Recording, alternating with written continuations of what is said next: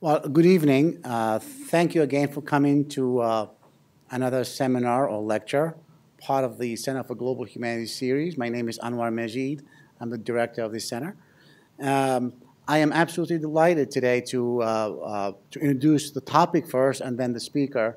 The topic is very simple. It's a question, in the form of a question: what is happening in Yemen?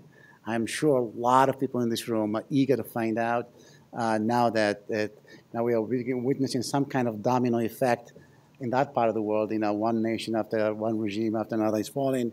Everybody's wondering about what's happening next, particularly in Yemen. We cannot find a better speaker than Daniel Varisco. Daniel Martin Varisco is professor of anthropology at Hofstra University in Hampstead, New York, where he has taught since 1991. He received his PhD in anthropology from the University of Pennsylvania in 1982 on 18 months of ethnographic fieldwork in a highland Yemeni village. During the 1980s, he consulted in international development in Yemen and Egypt, as well as receiving 4 postdoctoral grants for research on the history of Arab agriculture and folk astronomy. He has served as president of the Middle East section of the American Anthropological Association and is on the board of the American Institute for Yemeni Studies and the American Academic Research Institute in Iraq. His most recent books are Reading Orientalism, Said and the Unsaid. It sounds, just the looks of it is very interesting. A remarkable book, examination of Orientalism by Edward Said, and he absolutely left no stone unturned in trying to find out the extent to which Said did or did not do justice to some of the texts he examines. And Islam Obscured, the Rhetoric of Anthropological Representation, published in 2005. He has published more than 45 articles in professional journals, as well as editing Yemen Update from 1990 to 2002. He serves as co-editor of Contemporary Islam, editor of the online journal Cyber Orient, and webshake of the academic blog Tafsir, wonderful blog which I read very regularly. He is currently working on a comprehensive history of Yemeni agriculture in the Islamic era entitled Arabia Viridis. Not only, besides this, he's an absolute man of the Renaissance, very well versed in a lot of different subjects, and I'm absolutely delighted to welcome him tonight, and also his wife Najwa, who is joining us today. So thank you so much.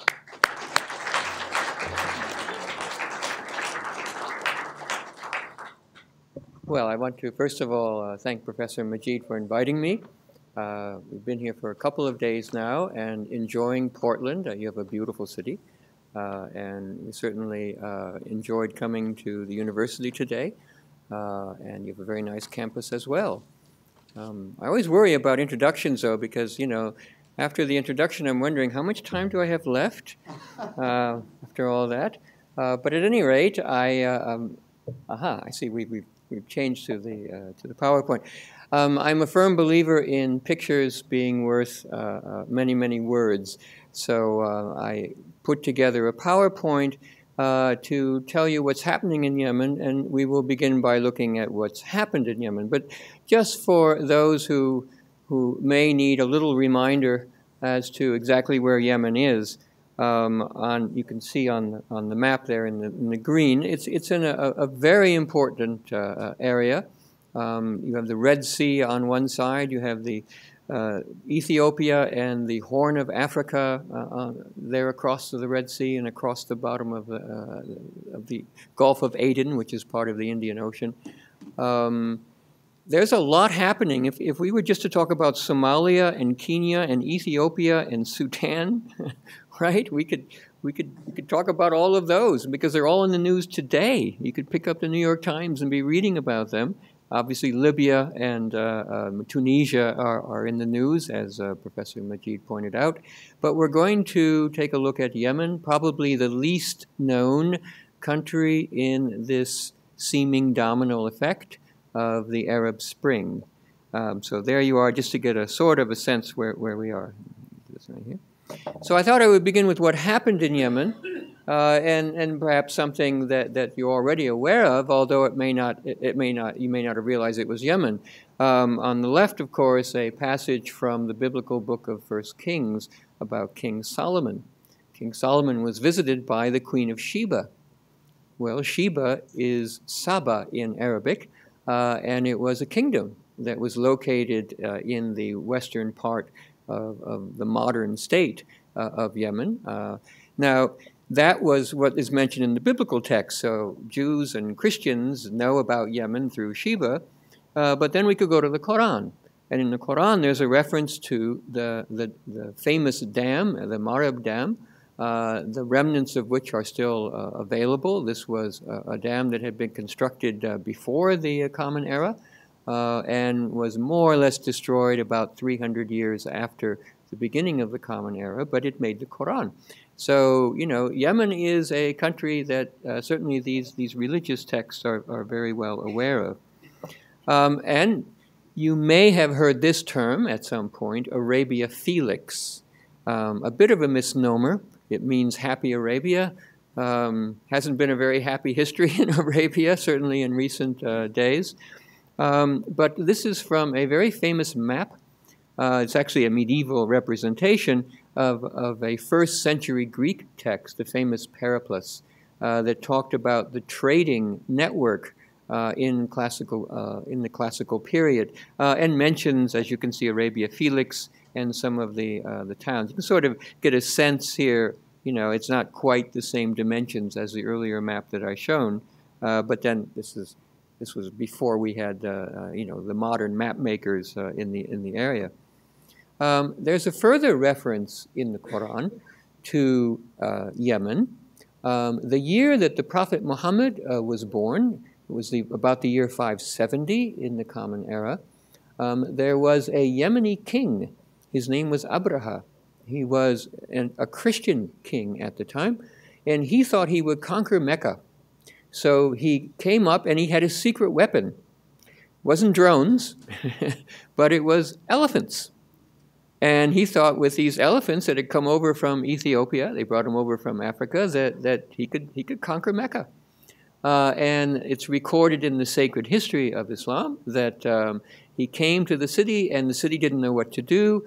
The grandfather of Muhammad, a man by the name of Abdul Muttalib, said, we have to trust in God, and God will save us. And the story, and it's mentioned there in the Quran. In fact, there's a chapter called Surat al-Fil. Fil means elephant in Arabic. That the story is that when Abraha came with his elephants and it looked like all was lost, that God sent birds, and the birds dropped pebbles and rocks on the army of Abraha, and Abraha's army, of course, ran away, and the elephants were scared and they ran away. So even in the very beginning of Islam, you find a mention going back to the country of Yemen. Now I'm going to move fast forward here. Some of you may, I'm not going to say some of you may remember the Crusades, but there was this period of time, better be careful what I do here, there was this period of time that we call the Crusades, started by Pope Urban at the end of the 11th century. There were several of these. And of course, the most famous Muslim general, I suppose, was Saladin, or Salahuddin in Arabic. And Salahuddin, who reconquered Jerusalem, established his own empire, his own dynasty, and he was called the Ayyubi, El-Ayyubi, and we know this as the Ayyubid period. And as you can see there in the green, so we're talking here almost about, we're talking about 900 some years ago. This was the Ayyubid Empire. They not only controlled the modern area that we would say is Israel and Palestine and Syria, but they controlled Egypt, parts of Sudan, the coastal region of Saudi Arabia, and the brother of Salahuddin, his name was Turan Shah, went down and conquered Yemen. And so that established a foreign dynasty along the coastal zone, as you can see down there where I have a reference to two towns. One, Zabid, and that is on the Red Sea coast in Yemen, and it was a very famous center of learning in the Islamic world. And the other was Aden. You probably know about Aden. from the attack we'll talk about in a moment on the USS Cole, the American ship, back in 2000. But at this point, you had a foreign occupation, not of the highlands, right, but of the coastal region. Now, what happened is the Ayyubids, as you can see, weren't very long in Yemen. They started in 1173, and they were basically in about 50 years, they were gone. What happened is that these people weren't from Yemen, the rulers. They were from up north, and they didn't like Yemen. And the last fellow who was a ruler there, his name was al-Masud, Malik al-Masud, he was being transferred to Damascus, and he couldn't wait to leave Yemen and go up to Damascus. And he didn't really have someone to leave in power at the time. So he had a mercenary. I mean, the Ayyubids were mercenaries, but he had his own mercenary group, another group that originally came from Central Asia. And they came to be known as the Rasulids. So he left this fellow in power. And Masud, on his way to Damascus, died. He died in Mecca. And the fellow who was temporarily in charge, shall we say, back in Yemen, decided, well, I can be a sultan as well as anyone else.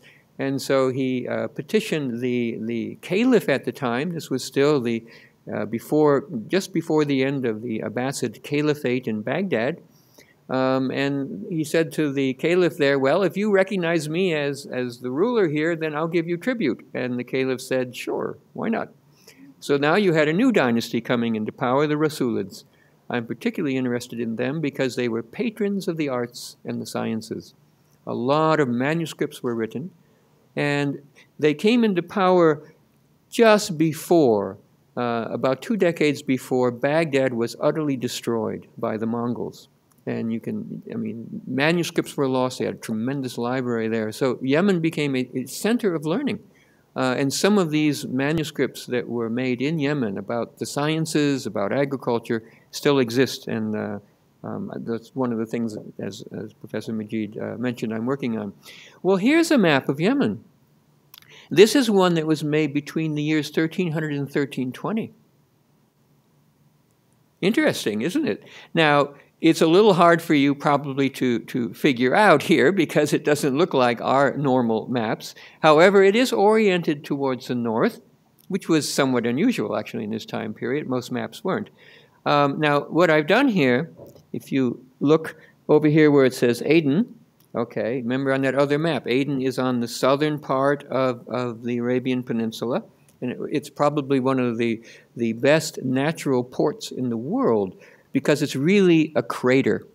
And that's why, unfortunately, ships like the USS Cole of the American Navy were able to go right inside, very close to the shore. And that's what made it such a perfect port in the classical period, throughout the Islamic era, and even today, it certainly has potential of being developed. I had mentioned Zabid in that previous picture. So over on the left side of the screen would be the Red Sea. And what this is a map that was made of the Rasulid regions, the regions that they controlled. Some of them they didn't control. Their main capital was at Zabid during part of the year, and then they would go up into the mountains to, you see where I have a sign there, it says Taiz. So here we have, this is an extraordinary map. There are maps of towns as well in the same document, and it's actually a tax record document. Okay, at that time they didn't have a Tea Party that was against taxes, not in Yemen.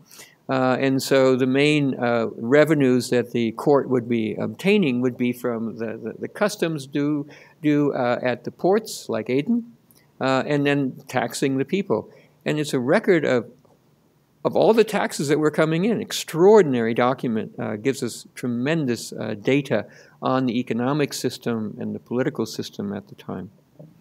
We're going to leap forward a little bit more. By the beginning of the 16th century, Europe is beginning to interact with Yemen. You now have the Portuguese, remember Vasco da Gama, working his way around the southern coast of Africa and working his way over into this part of the world. And right on the heels of the Portuguese were the Ottomans, the Ottoman Turks. In the middle of the 15th century, that was the fall of Byzantium. of the eastern part of the Roman Empire by a group, the Ottomans, who were Muslim, and who expanded their rule not only in Turkey, but into the Levant and down into even Yemen. And these are the two time periods when they had some control in Yemen.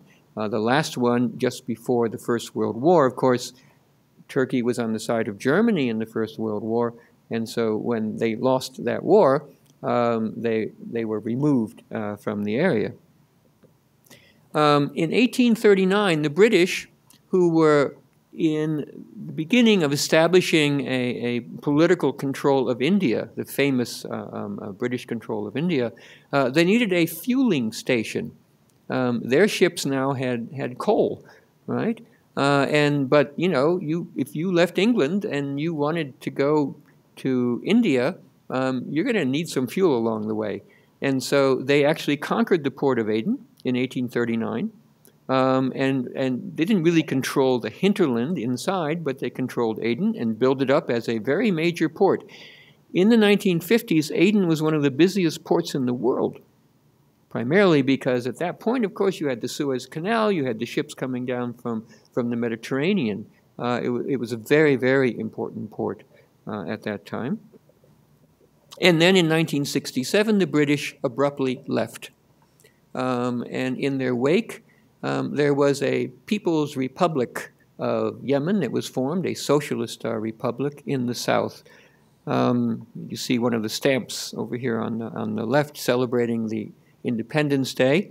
And there you see the picture of one of the last British soldiers before they pulled out of the port of Aden. Now, we're going to go back in time a little bit so we can go forward in time. What I have been talking about is the coastal region of Yemen, which is a lot easier to conquer and to control. In the central highlands of Yemen, and there are huge mountains, the highest peak goes up above 9,000 feet above sea level, and it's impenetrable. So that this area, it's a tribal area, it's a region where it was very difficult for anyone to come in and control. And there was a group in power here. They were a religious group. They were of the Shia, although they were not the same ones that you would find in Iran. They called themselves Zaydis, and they established a religious theocracy where the real power was with the tribes. There was no army here. It was called the Zaydi Imamate from, as you can see, 897, very early on, until 1962. This is the last religious ruler of Yemen. In 1962, there was a thawra, or a revolution, in what we call North Yemen, on the 26th of September. The son of the last imam, his name was Badr, was basically forced out. There was a bitter civil war. The Saudis were on the side of the Zaydis, not of the new republic. But Badr lost out. There was a reconciliation by the end of the 60s, and Badr ended up living in London. He died in 1996. The man who led the revolution was a military man who had been trained in Iraq, and his name was Abdullah Salal. His father had been a butcher, right? So here you go from having the elite being in control of the country, a theocracy, to a man coming into power, a military man, sort of coming up by the bootstraps, you might say, coming from a profession which did not have much value within the society. Basically, since then, you've had a succession of military coups and leaders. In the mid-1970s, a man by the name of Ibrahim al-Hamdi became president. I mean, basically, there was a military coup, and so he became president. When we arrived in Yemen in 1978, the president of Yemen was a fellow named Ahmed al-Ghashmi. Al-Hamdi had been assassinated. Al-Ghashmi was in power less than a year, and he was assassinated in a very strange sort of plot. I mentioned before that there was South Yemen and North Yemen. There were elements in the North Yemeni army that were sympathetic to South Yemen. And there were elements in South Yemen that were sympathetic. There was a lot of intrigue going on, sympathetic to the president in the north. So al-Rashmi, who was president in the north, thought he was receiving a briefcase with a list of the generals that he had which were going to go against him, right? And so when this man came from the south, he was brought right into the president's office, opened the briefcase, it was a bomb, and killed Kashmi. And to this day, we don't know, was the man who opened the briefcase, did he know it was a bomb, or had the briefcase been replaced? At any rate, at that point, and my wife and I had just arrived in Yemen a couple of months before, basically there's going to be a new leader. The man who came out on top, Ali Abdullah Saleh, started power in July 17th, 1978, and as of the last time I checked the internet, is still in power, became the leader. And you can see his picture here is a rather gaunt individual. There had been talk all along of uniting the two Yemens, bringing them together, even though one was socialist and one was a republic in the north. Finally, that was pulled off in 1990, in July of 1990. And what they did is they literally merged the two governments together. Now, North Yemen had a much larger population than the south, probably 10 times as large as the population in the south. So when they merged, they just kept everybody. So the president, and it was supposed to be rotating, but the president of the north was the first president, and the president of the south, Ali Salam al-Baid, was the vice president. And they did the same thing with ministers. So one minister, either the minister from the north or the south, was the new minister, and the other former minister was now the deputy minister. This is not a very good situation, as you might imagine, merging like that. Now, unfortunately for Yemen, because you would think this is great, the two countries are uniting, the socialist government is no longer socialist, so they're going to have aid coming in from the West. Fantastic, right? Everyone was hopeful. In August of 2000, Saddam Hussein invades Kuwait. The Yemenis got caught in the middle on this one because Yemen tried to broker a peace deal. They didn't want a war. They got along with Kuwait and they got along with the Iraqis. But the Saudis didn't like what the Yemenis were doing. And so Yemen was basically put on a blacklist. U.S. aid pulled out its work in the country. Most of the Yemenis who had been working abroad and sending money back, because Yemenis would work in Saudi Arabia, they would work in Kuwait, they were forced to go home. So it was a total disaster for Yemen economically, because they lost the income coming from those Yemenis who were working abroad, and all these, perhaps as many as 700,000 men came back without any work. So the unification had a bit of a problem here at the beginning. Is the lighting bad? Could we turn the light? Did I have the wrong date up there? Oh, I'm sorry. I thought I had checked this one. Okay. Once in a while, you get something wrong. It's good to have your wife along. It was 1990. Did it say 2000? Oh, dear. Sorry about that. Is this too light? I mean, could we turn this light down here on this? Is that possible? Because I'm not looking at it. It's not possible. Okay. If it's not possible, it's not possible. So very quickly, why does Yemen matter to the United States? Why should we care? Now, I'm going to go through briefly. This will give you a little hint of you can sort of look at that for a moment, and then we'll go through this and see each of these. The first thing is the United States has had a long tradition of providing development aid. Both my wife Najwa and I have worked on a number of development consulting assignments in Yemen, particularly in the 1980s. In fact, and this is an interesting story, back when we had President Kennedy, he started the Food for Peace program. And one of the recipients of that was Yemen. And what they would receive would be sacks of flour.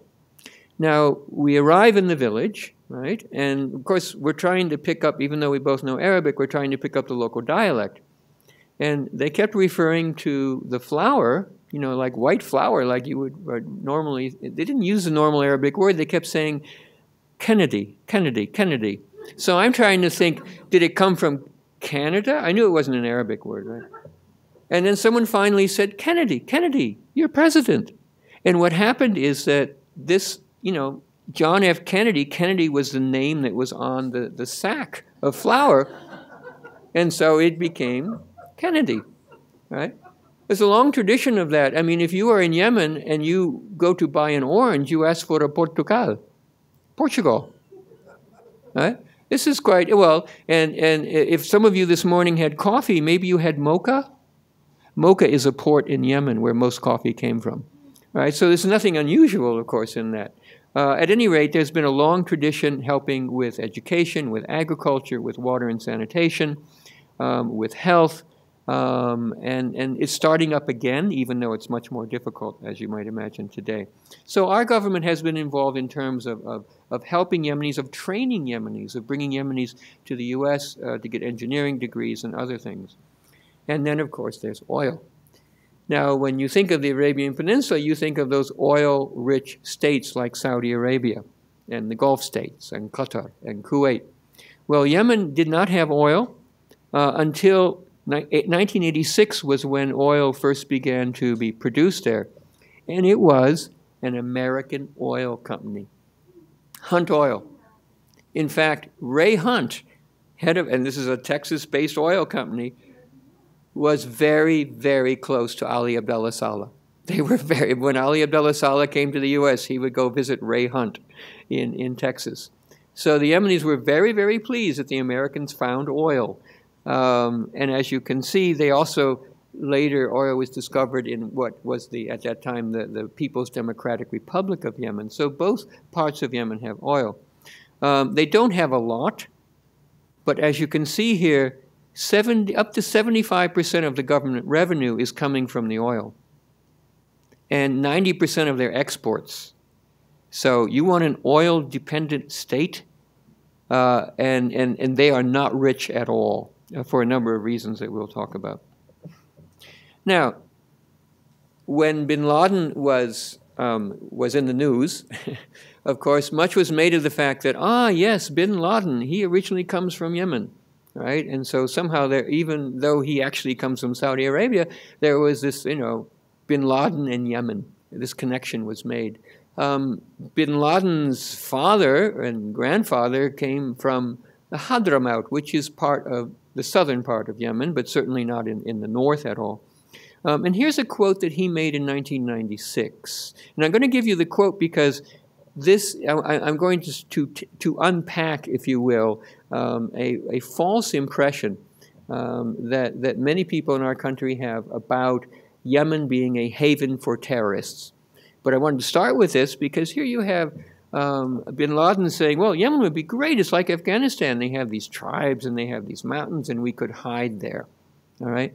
But he never went to Yemen. And there are some very good reasons why he did not go to Yemen. But I just wanted to bring that up to set the stage, just showing some of the mountains here. What happened is that during the time in which if you fought in Afghanistan against the Soviets, you were considered a freedom fighter. That's the word that Ronald Reagan used. They were called mujahideen. And in fact, countries like Egypt and Yemen and Libya were encouraged to send fighters to fight against the Soviets. Now, a number of Yemenis went to Yemen, right, and were fighting alongside other Arabs who were joining the groups that were there. The Taliban came along rather late, but yes, there were Yemenis who were involved there. Now, after the fall of Afghanistan, a number of most of these Arabs left and went back to their home countries. Some went back to Libya, to Egypt, wherever it was. Well, some came back to Yemen. One of them was a man by the name of Abu Ali al-Harithi. Should be al-Harithi. I forgot the I in there. He had fought with bin Laden. Comes back in 1996. He is one of the individuals that's sometimes associated with, as you can see in 2000, the attack on the USS Cole. The other individual is over here, Abdurrahim al-Nashiri. He's actually a Saudi, right? Not a Yemeni, but he is the real mastermind of the Cole bombing. He was captured in 2002. He is still in Guantanamo. All right. As you can see, Abu Ali al-Harathi was assassinated. He was killed in 2002. So the two individuals who were most closely associated with the bombing of the Col met their fate rather quickly, actually.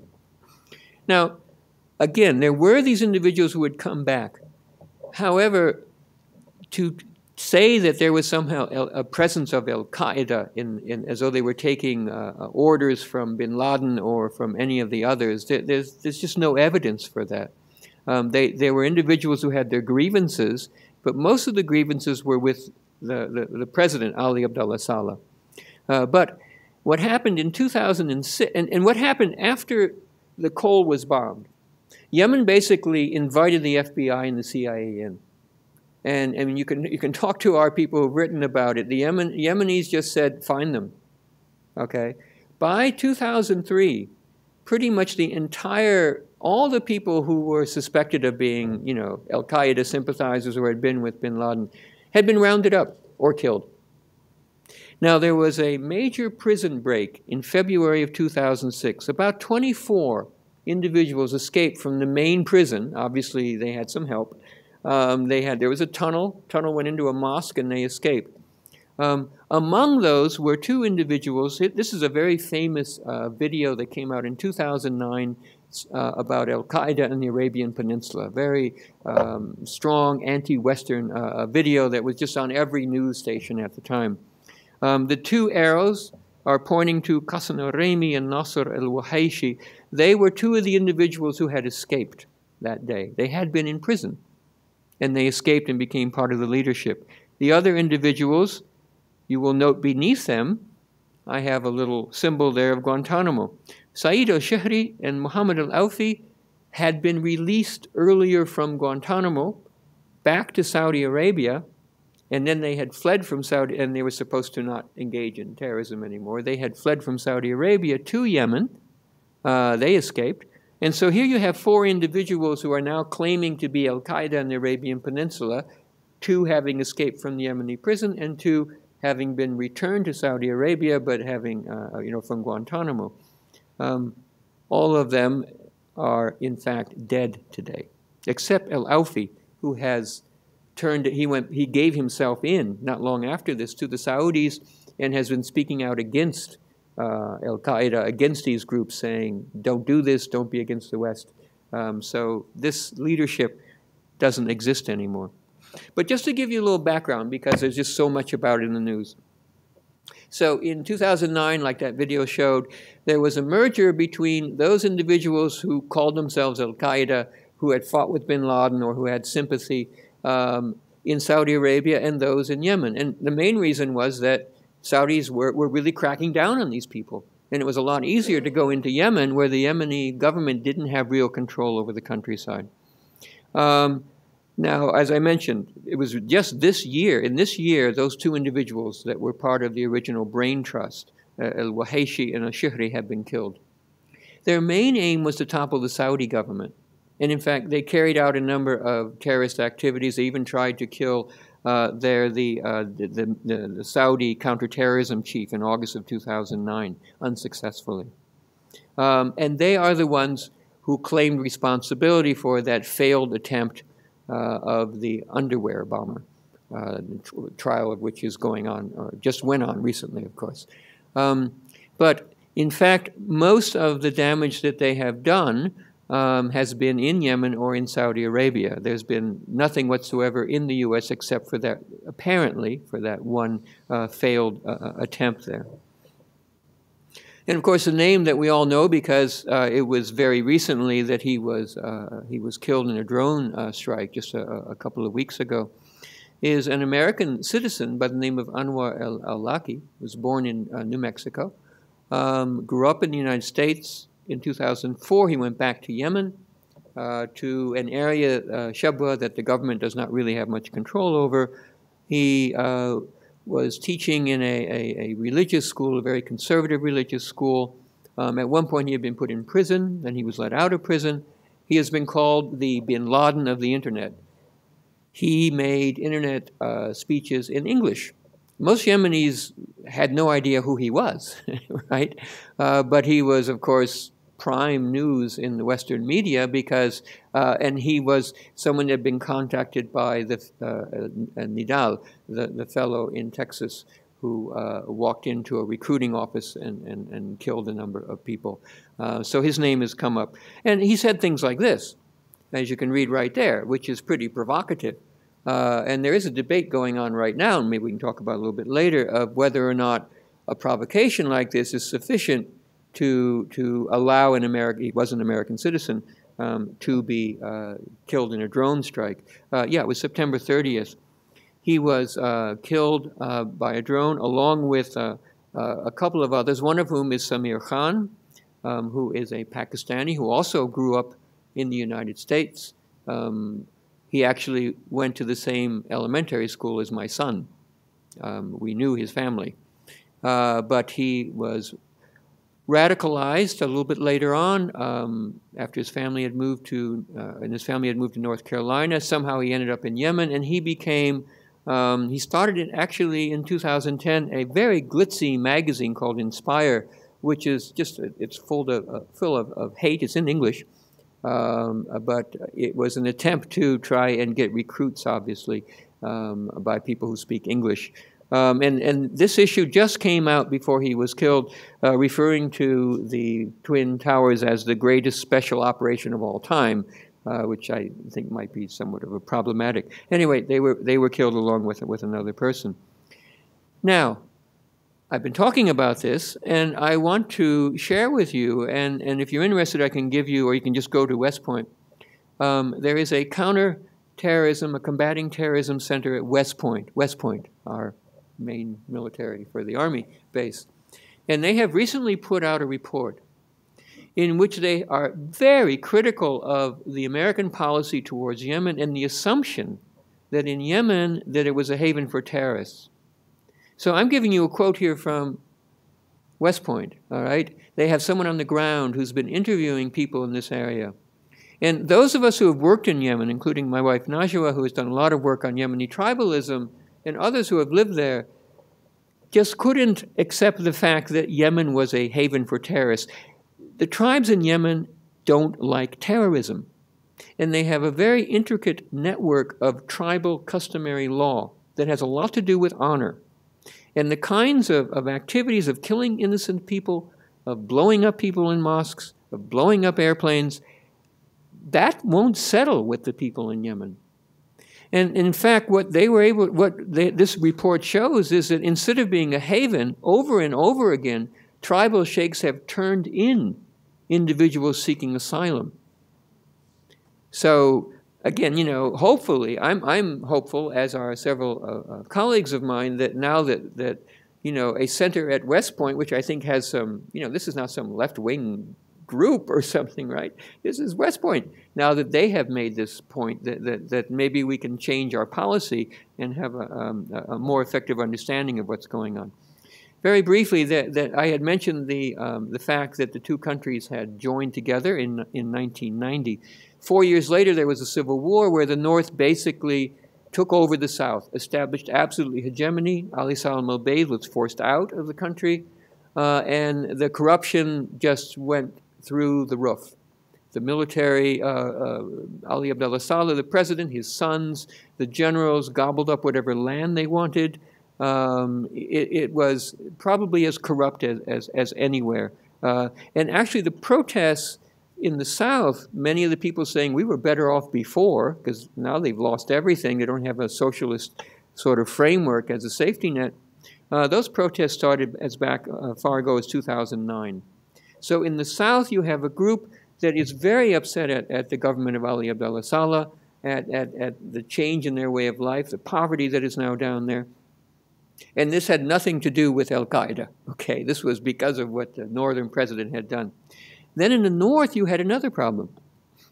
What happens is that on the northern border, you have Saudi Arabia. And Saudi Arabia is always very interested in what goes on in Yemen. And the Saudis have a very different religious persuasion, much more conservative. We'll call it Salafi. It could be called Wahhabi. And what they will do is that they will spend tons and tons of money to try and get Yemenis who are not traditionally even Sunni in the north. They're Zaidi. They're a different tradition. They're spending tons of money to convert these people and to get them to be pro-Saudi. And there was a Yemeni by the name of Muqbil ibn Hadi al-Wada'i, who was Yemeni, was trained in Saudi Arabia, and came back in and was very much in the pocket of the Saudis, very much against the traditional Zaydis in the area. And these Zaydis had no power anymore, right? There had been a Republican revolution, so they weren't in power or anything. It just happened to be the way they prayed, the way their interpretation of law went. He was not political, however. His was more of a theocratic or a doctrinal dispute. He was against some Yemeni pastimes like chewing ghat. I may talk about that in a moment. He was against music. He was critical of bin Laden. But he was very critical of the bulk of the people who lived in the northern part, the Zaydis up there. And what happened is that some of these Zaydis got rather angry, including a man by the name of Hussein Badr al-Din al-Houthi. And he formed a group called the Believing Youth as a counterpoint to this Wahhabi, this Saudi influence. Okay? Now, at one point in 2004, the government arranged to meet him. They wanted to do, because he was saying things against the government, and he was killed by the government. Now, you don't do that to a tribesman. You don't go into a tribal area, because he has a tribal connection, say, come and we want to talk to you, and then kill you. And so then it created basically an all-out war out there between the government, and the government was bringing in very conservative, even Al-Qaeda types they were supporting to fight against the Houthis up there. And, you know, there was a time when there were 150,000 that were displaced. There was a scorched earth policy, but it's a very mountainous area. So the president and his army were really unable to subdue this area. At one point, the Saudis had crossed over the border, but they didn't stay, fortunately, on that side. And then there was a ceasefire, and of course now it's a moot point because there are no army troops to go up there and do anything. Finally, the Arab Spring. Well, there are some pictures here you might recognize. Let's see, who can help me out here in terms of, who do we have? Start over there. Anyone? Students? What we got? Mubarak, okay, he's gone. What about up there? The first one to go. Ben Ali from Tunisia, okay. Very recently, Gaddafi. Okay, this is Ali Abdullah Saleh, and this is him after he was, I'll show another slide in a moment, he was almost killed in a bomb in June. And this fellow, yeah, he's still around. Al-Assad is still around. So when Professor Majid was talking about it looks like a domino effect, I mean, there certainly is a domino effect going on in that respect. In Yemen, the protests began in earnest back in actually the end of January, but in February. Hundreds of thousands of people, 10, 20, 30,000 at a time in Sana'a alone. Then there are people in Taiz. There are people in other cities throughout the country, peacefully demonstrating. During this time period, Human Rights Watch says there have been only 225 deaths, almost all of them protesters being killed by government troops. Tribes are not, you know, in the main, the tribes are staying out of this, except for one tribal group which is battling for power, the Al-Ahmar clan, with the president's son. So it's an amazing situation because Yemen is probably the most armed country in the Middle East. Everyone has a rifle, at least. A lot of people have Kalashnikovs. All right. I mean, this is the tribes maintain the peace, right? They're the civil society in the country. This is a 70% rural society. So you have all these weapons out there, and no one is shooting each other. And you have peaceful protests that have been going on since February. Although once in a while the government, you know, gets their snipers out to try and discourage people. Now, way back in January, Ali Abdullah Saleh said, Yemen is not Tunisia, right? Right after Tunisia fell. And I'll be honest, I wrote an opinion piece for CNN on their opinion page on their website. And my first reaction was, I agreed with him. I said, no, it's not Tunisia. He's not going to fall. he's going to last, right? It didn't take too long before I wrote another opinion piece saying, I think I changed my mind, right? I began to see the handwriting on the wall, if you will. What he did, it was amazing. So they're calling for him to step down. He has a term that would go until 2013. Mind you, before this, he wanted to pass through, they have a parliament, right? He wanted to pass through the parliament that you could be president for life. That really sort of angered people. And then he wanted to have his son run, and that people didn't like that either. So the minute all this happened, he said, okay, I'm going to raise the salaries of the army and government workers. I'm going to cut all the income tax in half. Sounds like a Republican debate here, doesn't it? Anyway. And he said he would not run again for president. And he called for talks with the joint meeting parties. Now, this is, you want to talk about a weak coalition? The joint meeting parties includes the main Islamic Party and the Socialist Party. They're together. Okay, that's weakness, I would say here. On June 4th, there was a bomb that went off in the personal mosque of his compound. There were about 8 or 9 people killed, one government minister, several the prime minister was injured, the deputy foreign minister was injured. Ali Abdullah Saleh that's a picture soon after. He was taken to Saudi Arabia, had burns over 40% of his body, probably had a collapsed lung. It is a miracle that he is alive, there's no question about it. And I don't know if you remember the famous, hello, I must be going, famous Groucho Marx tune as Captain Spaulding in Animal Crackers. But that's what comes to my mind, because 3 times Ali Abdullah Saleh has agreed to a truce, not a truce, but the Gulf Cooperation Council has come up with a plan where he would give power over to a vice president, he would leave, and there would be an election, and it would be a democratic election, and he would have immunity. They're offering him immunity. 3 times he said yes, and then in one time, everyone came, all the ambassadors were there, the American ambassadors were there, they're waiting for him to sign, and he wouldn't sign. Okay? So much so that, as you may be aware, I'm sure you're aware that just a few days ago when the Nobel Peace Prize was announced, that one of the recipients is a Yemeni woman, Tawakkol Karman. She has a wonderful quote here. She's been helping lead the protests in Change Square against Saleh, the peaceful protest, saying a day with Saleh is like 1,000 days, right? Because he keeps saying this. Very quickly, as I don't want to take up all your time, I know you have some questions. What are the problems facing the country? This is a very poor country. Forget about that oil wealth, because 1/3 of that goes into the president's pocket, and most of it goes into the army. Yemen had, okay, if you take the percentage of GDP spent on the military, Yemen is 7th in the world. Israel's 5th. 7th. Who's going to attack Yemen?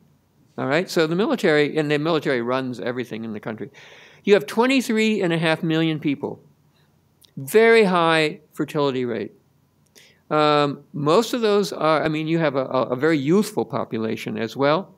Very high infant mortality rate. Very low per capita GDP. Very, very low. As you can see, half of the population is below the poverty line. Female literacy is probably the lowest of any in the region.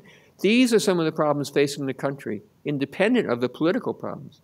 On top of that, the water is running out. They're using fossil water. The water table is declining everywhere. In the capital basin of Sana'a, which is the capital up in the highlands, look at that figures over there on the right. In 1956, if you wanted to dig a well, you only had to go down 20 meters. That's not too bad. As you can see now, do you want a well of 700 meters to get water? Bit of a problem, okay? So, and it's estimated that and Sana'a is the main capital city, that they will run out of water probably within the next 10 years, okay? So this is so you got poverty, you got declining water table. You have, I mentioned before, the grievances of the South. When I already went through this, you know, they were taken over, and they're now poorer than they ever were, and they don't have the safety net of the socialist regime. And then you have the Somali refugees pouring into Yemen.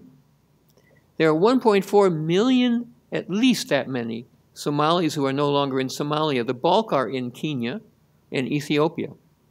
But as you can see, there's more, because this figure is from a year ago. There's more than 150,000 Somali refugees. They're refugees. They have nothing. They're in camps.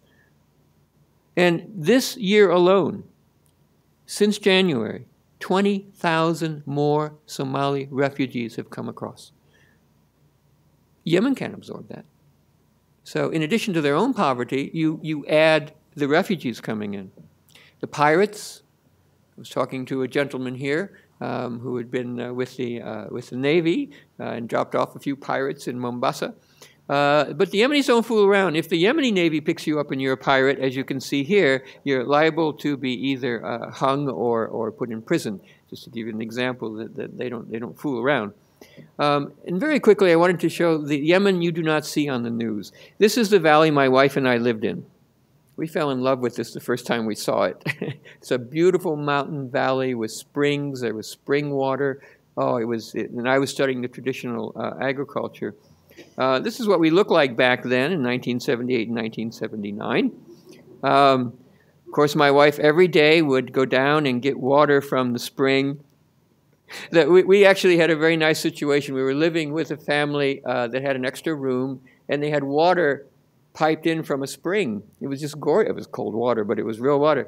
But, you know, the women would always kid my wife because everyone else, they had to go down to find, you know, there was a spring, but you had to go down steps, right? And I shouldn't tell this because my wife would get upset, no doubt. But, you know, one time, you know, they said, oh, try it. So, you know, she puts the water on her head, and she's going down, and she goes to look down. I'm going to get in trouble. A tremendous diversity within Yemen. You know, if you talk about what's a typical Yemeni, I say, well, what part of Yemen? Okay, the individual in the upper left-hand corner is from the sort of the foothills, a place called Jabal Burra, which has an extraordinary, wonderful heritage that's been pretty much untouched. Those silver coins are Maria Teresa thalers. This is a coin that was originally minted in Austria and was because it was worth its weight in silver, it was what you traded with. And they still make these because people still want to use them. But they would make them into jewelry. On the coastal region to the right, you can see all the kids. On the coastal region, there's been long-time contact with East Africa. And so you find very similar to you would on Somalia. The villages down there, the population would look. There's been a lot of intermarriage, so very different down there. The man down in the lower left-hand corner is a man running a store, but I think he had been in New York or you know, a lot of Yemenis had worked in the U.S. and they all go back because they love Yemen. And then here are a couple girls in the mountain town where we were. So you find quite a variety of people. And then, of course, I talked before about the importance of the tribe or the Qabila in Yemen. And just very quickly, when we think, sometimes people, they think of tribes, they think of nomads out in the desert. They think of Lawrence of Arabia or something. Well, here, when we talk about a tribe, it's a territorial unit. You're sedentary. You lived in villages. And it hasn't changed. The same tribes that were talked about in texts from 1,000 years ago are still in the same place.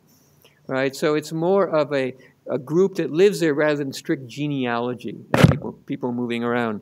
They're very rural. 70 to 75% of the population lives in small towns or villages. The sheikhs and the tribal leaders, they are skilled mediators. And we've seen that operation. My wife Naja has written about this. We've seen it over and over again. They're very skilled at mediating. The last thing you want is if you have sedentary villages, you don't want a dispute to sort of make into a war or something. You find a way to deal with it. It's private property.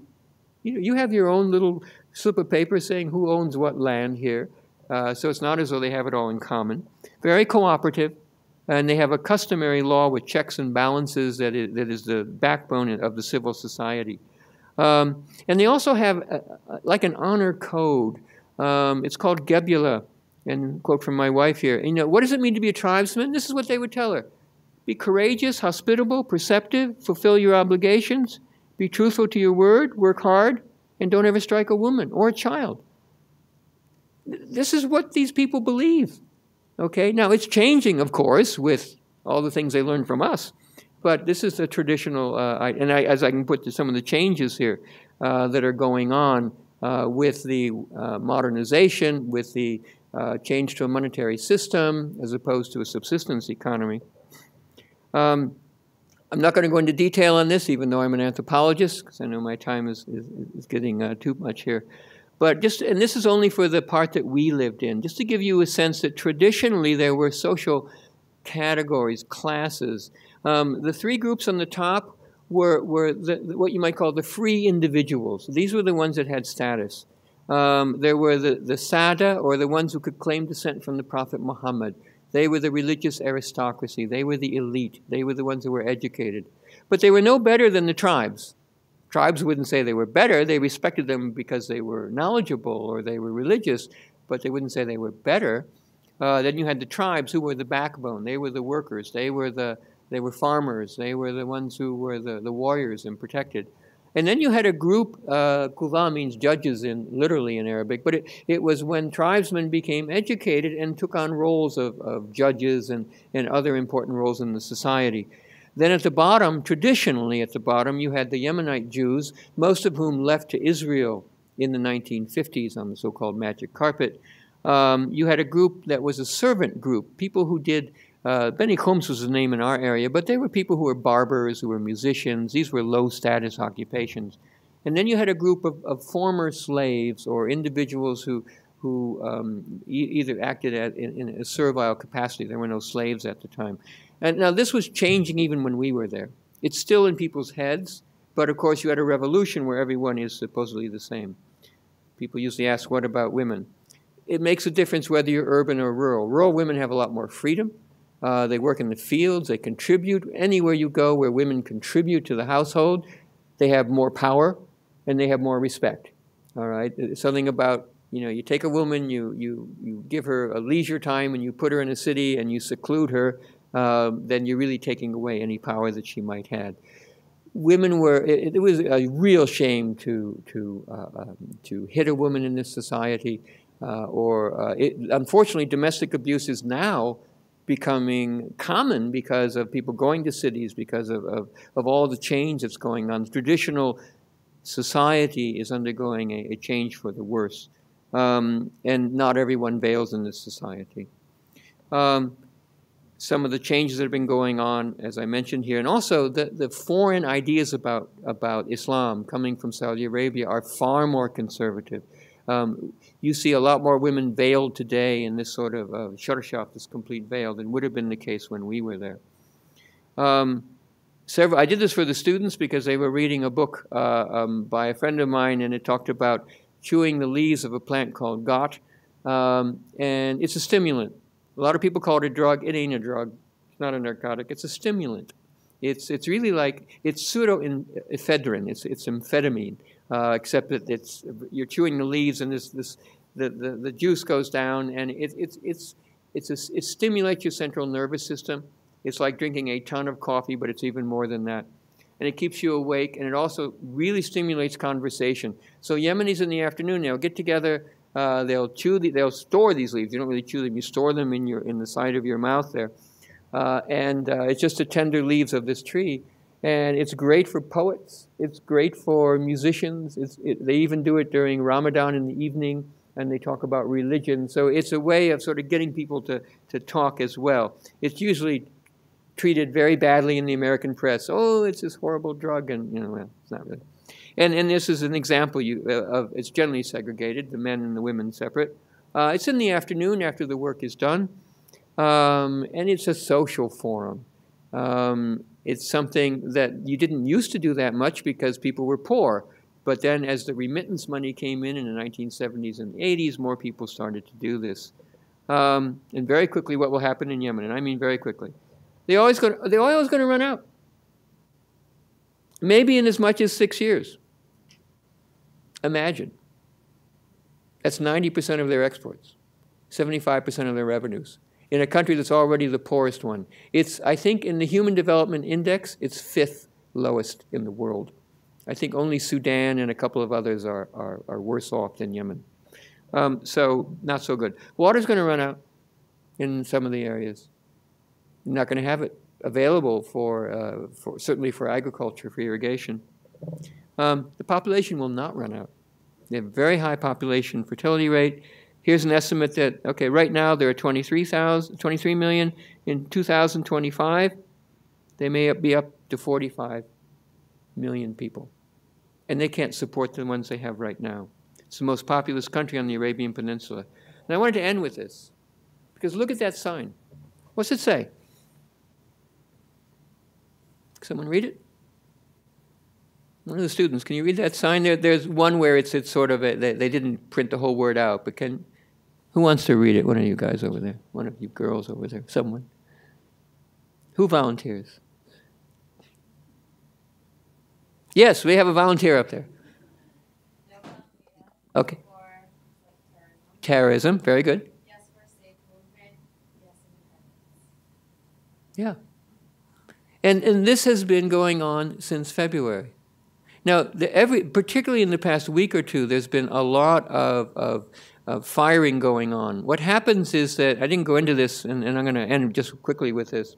There's a stalemate right now because the top general and maybe the half-brother of the president, his name is Ali Mohsen, and he thought he was going to be the next president, right? He's been with President Saleh since the beginning, right? When the protests started, he knew that Saleh was turning against him. In fact, Saleh tried to kill him. So and he was the main general. He had one of the big army units, the one that controlled Sana'a. He took that army unit and he said, I'm going to protect the protesters. So there's been a stalemate. The president's Republican Guard, which is an elite unit, and some units of the army, Ali Mohsen protecting the protesters. And so that's why the army has not been able, or the Republican Guard hasn't come in and just wiped them out the way Gaddafi might have, right? But they're fighting each other. Ali Mohsen is fighting Ali Abdallah. And then there's a fellow called El-Ahmar, Sadiq El-Ahmar, who's from a tribe, and one of tribal leaders, and he wants to be powerful as well. Most Yemenis are sitting back watching this, watching these three duke it out, right, and not wanting any of them, because this is what most people want. These are young people, old people. They're students who graduate and don't have any chance of a job. Okay, so what I was trying to do today was show that Yemen is not Tunisia, it's not Egypt, it's not Libya. That's sort of an obvious thing. It does have tremendous problems. Ali Abdullah Saleh will be gone, I don't know how soon, but he won't last very long, and the country will have a very long way to go. Anyway, I think I've taken much time.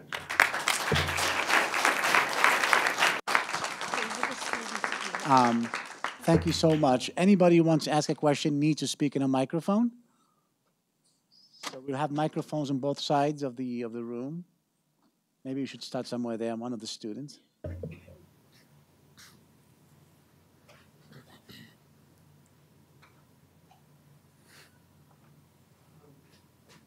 Curious, with all your facts and statistics and everything, and have they ever talked about putting any money into like desalinization plants?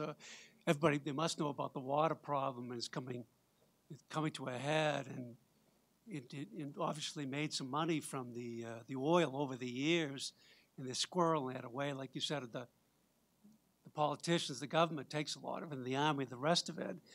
But someone must have said, well, you know, we got to put some money away for the future, and if we want to be around to take care of people. And this is, I mean, you can live without food for a long time, but not without water. Mm-hmm. And I'm surprised that they haven't dealt with it. Well, it's been dealt with and not dealt with, if I can be paradoxical here. When we first arrived in Yemen, they were talking about this. In the early 1980s, there was when there were still two Yemens, there was the Two Yemens Water Project of the UN, where they had offices in both, because South Yemen doesn't have a lot of water either. And the Dutch had a major hydrology project to map out exactly, because they weren't sure how much water was in Yemen. And there's been a high water commission in Yemen since the 1980s. The problem is that you have a government where no one makes any decision without the president okaying it. And it's always been a stalemate of a government. The government doesn't really control the country. Corruption is rampant. And even though everyone knows something has to be done, no one does anything. And so the problem keeps getting worse and worse and worse. And the part of it is, you mentioned desalinization. Yeah, the Gulf does it. Kuwait does it. Qatar does it. Israel is doing it. Jordan, Saudi Arabia is. Jordan, I'm on a project right now where Jordan wants to do it. It's very expensive still. And you would think they have the oil wealth. The Yemeni people don't see that oil wealth. It goes to the army and it goes to, okay, I mentioned this fellow Ali Mohsen, this main general who's been around since the beginning. His son owns the main oil company in Yemen. And I could go on, right?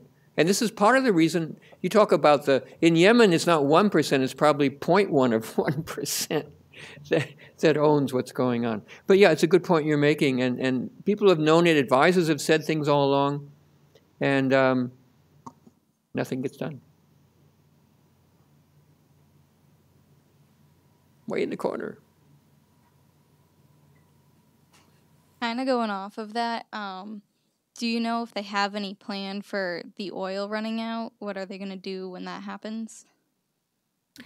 Well, they're hoping, they're actually having other firms and that come in to try and find either natural gas or more oil, which maybe they will. Right now, in terms of the proven oil reserves, it's not going to last more than 10 years or so. I don't know what they would do. I mean, Yemen actually is a country that could do agriculture.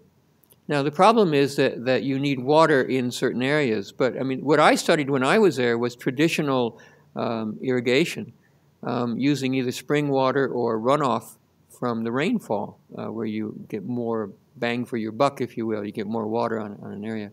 The problem is that historically Yemen was great at doing this, but it were terraces. And you can't take a tractor over a terrace. It's mountains where they're just up and down the mountain, these small terraces. It's labor intensive. I mean, it would be great. They could grow their own food. But the problem is, remember that old of course we don't remember it, that World War I song? How are you going to keep them down on the farm?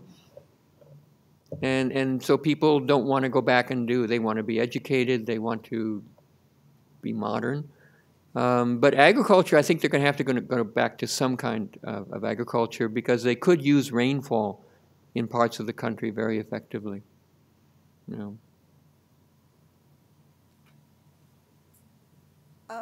What was the name of the general who's Ali supporting Mohsen. the protesters? Ali Mohsen. He's a general, and the military is getting a lot of the money. If he should become the head person there, what would happen? Do you think he would do something good for the country? Or No, not at all. He's the worst butcher. For power. Yeah, he's worse than anybody. He engineered the attack on the south that killed all those people down there. He was in charge of the scorched earth policy in the north against the Houthis. He's probably more hated. He's just a thug. He's a thug. Yeah. So, then the problem is that it's the same problem when you have a dictator, when you have a military coup. And I think that in the beginning, Ali Abdullah Saleh was not that bad. All right, there were a number, and the Yemeni people, I mean, when there was unification in 1990, there was this extraordinary civil debate in the society. Every party was represented from the right to the left. There's still a socialist party. There are various religious parties. And the Yemenis themselves are very independent. They think, okay? The problem is that the military has been in control, and you've had one military guy after another, as I showed there, in control. Certainly, I think they could have a different form of government. But whatever form, and this is true for Tunisia, it's true for Libya, and it's true for Egypt, you're not going to change the military overnight and make it like our military, right? They're still going to be calling the shots. Heaven forbid. Well, whatever. I have a few million drones. Yes, well, yeah, okay. Yeah. So anyway, yeah, I think we have some more.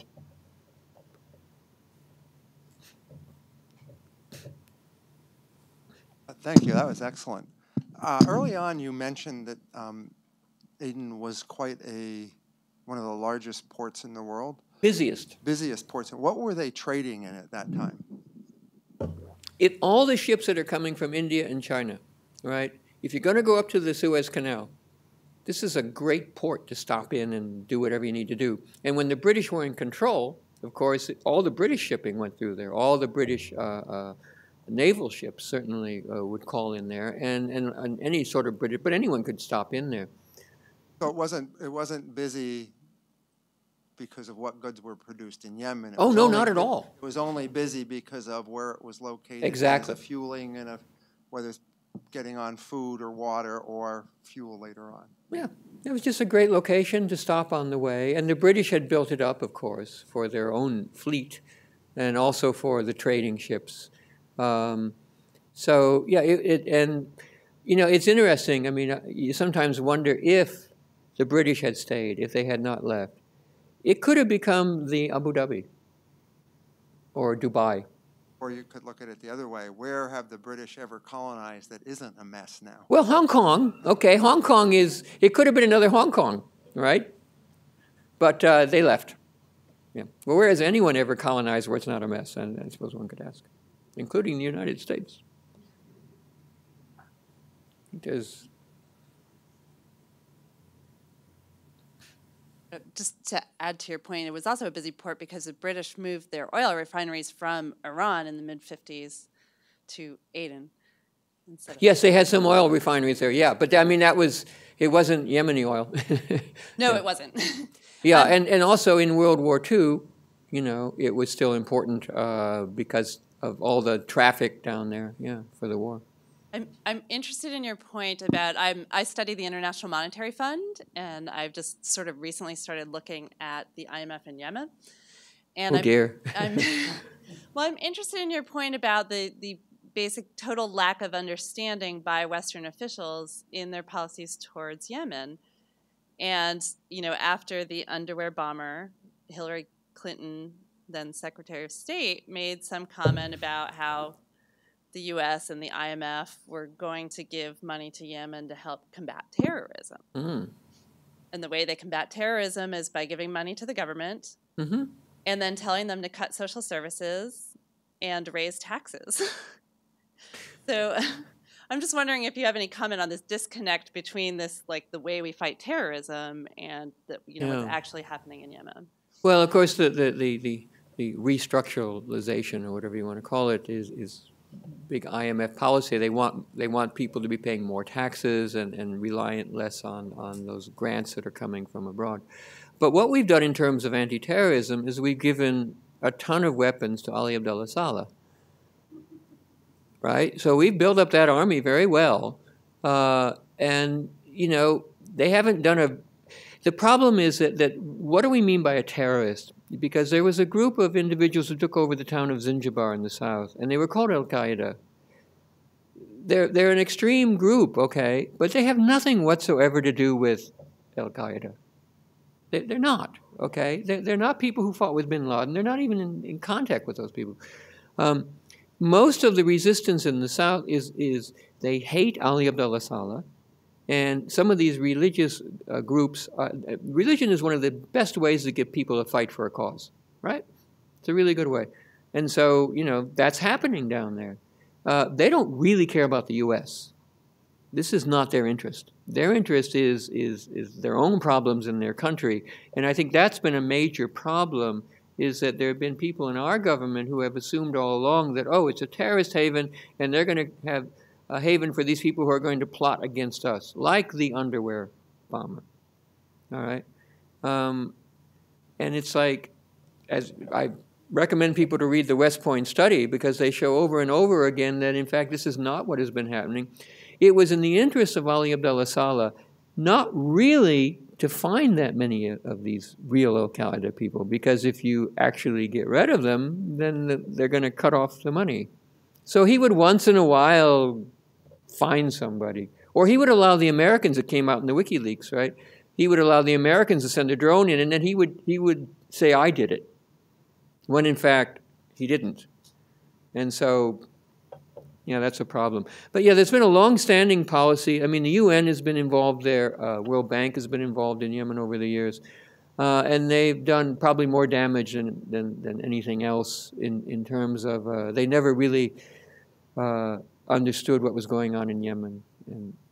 Because both Najwa and I have been working in development since the early 1980s, so we've seen it all. Oh my goodness. Yes. I'd like to go back to Aden. I Sure. thought I heard you say that it was a crater. Yes. What's the source of the crater? Volcanic. It's a you know, it's a very, very deep, just like Hong Kong, which makes it such a great place because, you know, it's not like your normal buildup of you know, of the shelf underneath. So you can go really close. Yeah, a lot of volcanic activity traditionally in Yemen. And it just happens to be a great natural port. And that's why it was used very early on. I mean, it was used probably in prehistoric times. I mean, as soon as anyone could get on a boat and go around. Yes, sir. I think he's got a good voice, but anyway. Wouldn't Yemen's population be declining because of the water and poverty of the country? Well, there still is a lot of infant mortality. I mean, that's a very good question, actually, right? Because they don't have the same kind of health that we have here. The thing is that they have a lot of children. Now, they always had a lot of children. I mean, you know, a family may have 8 or 9, 10 children. Now, say 30, 40 years ago, before there was much medicine in the country, maybe half would die. But now more people, I mean, there is health available, health services available. So you have a very high population fertility rate. You have more people surviving. That's why the population is so young. Half the population basically is under the age of 15. Wow. And that's something else to think about for this whole region. You know, sometimes we think of the Middle East when we say, oh, it's in control of these old bearded clerics, right? Throughout the entire region, including Iran, half the population is not out of high school yet. Who's going to be in charge? Young people. I mean, this is not like Europe, right? This is very different. Gentleman over there?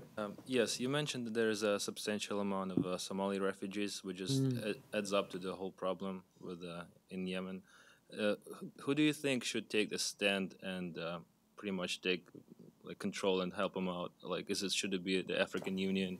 Should it be the rich neighbor, Saudi Arabia, or someone else from the internet? The Somalis in Yemen or the Somalis in Somalia? Somalis in Yemen. In Yemen. Well, I mean, there are international refugee, like the UN Refugee Commission is there. The problem is that Yemen doesn't have the capacity to really absorb these people. And also, sometimes the way they come over, they just come over on a boat, so they may be shot. I mean, right? It may be difficult for them to get to somewhere where they could be given some sort of help or assistance. So it's a terrible situation for them, absolutely. I mean, but it shows how bad it is in Somalia, that you would risk going, you know, across knowing that you may be killed. It's a horrendous situation, and it's made even worse right now because if you're following the news, Kenya is now going after the group in southern Somalia, the Shabab, that they claim, and probably rightly so, came across into Kenya and captured some aid workers. I think the news this morning said that a plane from the Kenyan Air Force had bombed one of the southern Somali ports controlled by the Shabab. And they claim that a French ship had also sent a bomb into that town. So that part of the Horn of Africa is also heating up. I mean, all of the problems in Somalia it's just so unbelievably sad if you know anything about what's been going on in Somalia. It's just unbelievably sad. Well, it does look like this is the last question. So again, thank you so much for joining us. You're welcome. You know.